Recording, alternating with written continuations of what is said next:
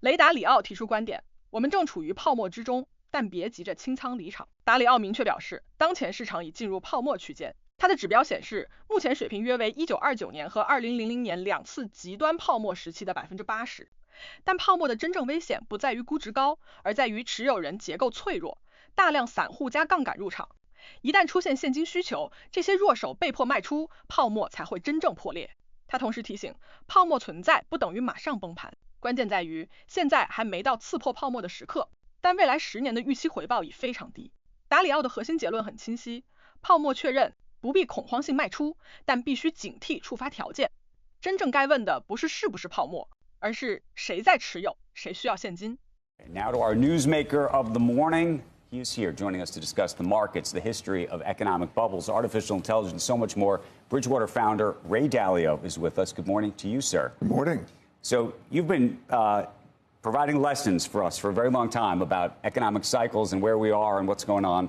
The big question in the market right now, because we're looking at NVIDIA this morning, and I think a lot of people are waking up thinking, where's the market headed next, has been this question of an AI bubble.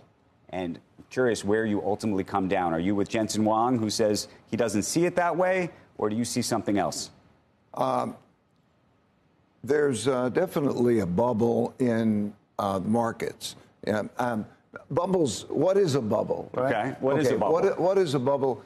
A bubble is that there's a lot of creation of wealth from various ways, such as you decide that you're going to have sell $50 billion worth of stock and value it at $1 trillion, or you have multiples like that, and then you create the wealth that way. And then the question with all this wealth relative to money is who needs the money. So it's a matter of who the buyers and sellers are.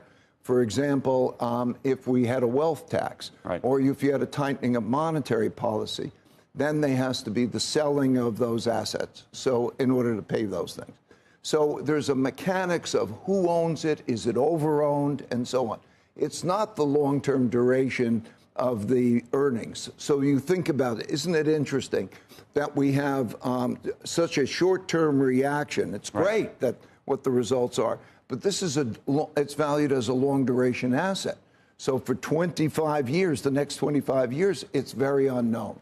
We don't know what's going to happen, and bubbles don't happen because of good estimates of what in the future. It happens because of the need for cash.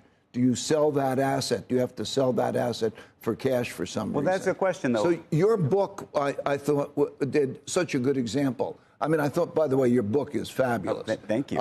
But you take the 1929, and then you say, what made it go up and what made it go down? And that dynamic is the way bubbles work, right? And so if you take who has exposures, how much leverage is used, and so on, this is about 80% into a bubble that was 100% would have been 1929 and 2000. So how much leverage do you think is supporting all of this? Because we were talking to Partsenevelis in the last hour, and she was explaining this idea that Jensen Huang doesn't see a lot of the transactions that he's been doing. We've been talking about these circular transactions where he's effectively taking an equity stake in some business, and that business is then committing to buy his chips, if you will. Yeah. A form of vendor financing with sort of a equity overlay, maybe, is the way to think about it. Do you look at that and say that's a problem? It's not a problem? Should we think about vendor financing in a different way? That was something that got a lot of the fiber guys in trouble in the late 90s, for example. Yeah, I think it's an issue, but I don't think it's the main issue. I think the real issue is who owns the stock. Okay. Is it in strong hands? Not just one stock. Right. Isn't it amazing we're talking about one stock for the stock market bubble, and we're talking about for the economy bubble? So you have such a small percentage of the economy, such a small percentage of the American population in terms of wealth and so on, concentrated, and everybody in it, and in a leveraged way. In various ways, it has leverage. What are strong hands? Like, how would you define that? Weak hands would be the public. So retail investors are weak hands. Right. Strong hands are the owners of these companies. Right. In other words, strong hands is that they primarily invest their own money. You don't have public, right? The weak hands is largely, let's say, a leveraged public, and all united about that. Yeah. That's one of the key ingredients of a bubble. Right. So it's not just pricing, because we have to find out. You know, your book did such a great job of looking at the wonderful companies in the 1920s, and then it enumerated how electricity came out, right, and General Electric and RCA and so on. And those companies went down 90%, not because of the economy and so on. The bubble burst first because they needed cash. So you have to understand that wealth can't be spent. In order to get money, you have to sell wealth in order to get cash to get the money to buy things. And so when that happens, bubbles burst. So bubble bursting means, let's say, a tightening of monetary policy is classic, but also something like wealth taxes can happen.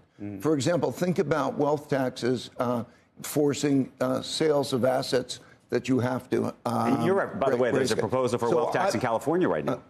Yeah, so state and national, right? State and national. I'm just trying to describe the mechanics of a bubble. But you said we're at 80%. Well, yes, I have a bubble indicator that goes back to 1900, and it just has a number of indicators.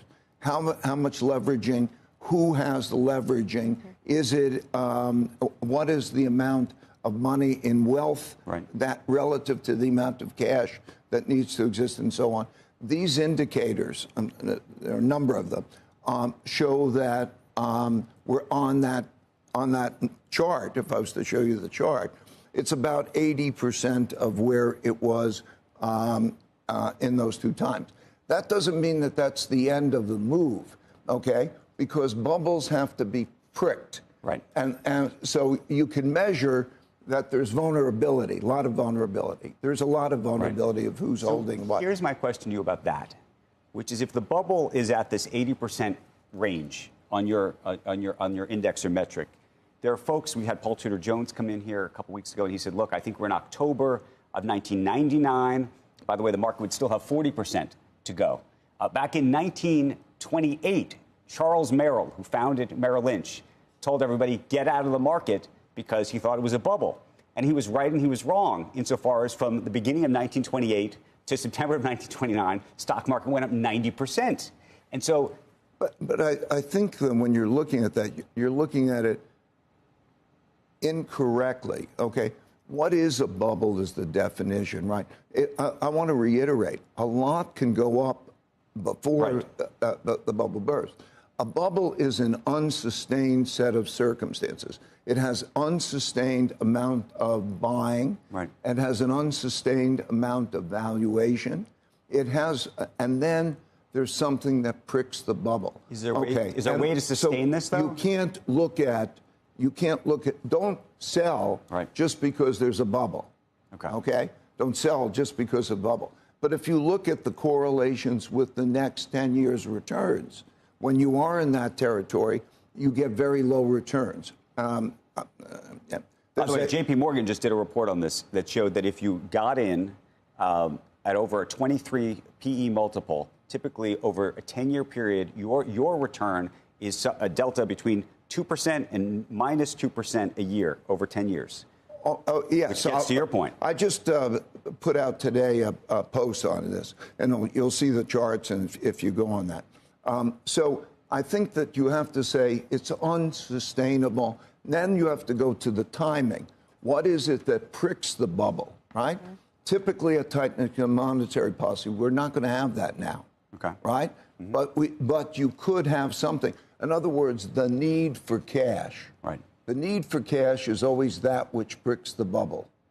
Because when you have wealth, you can't spend wealth. Right. You have to sell wealth in order to get the money to buy the things you need or pay the bills you have.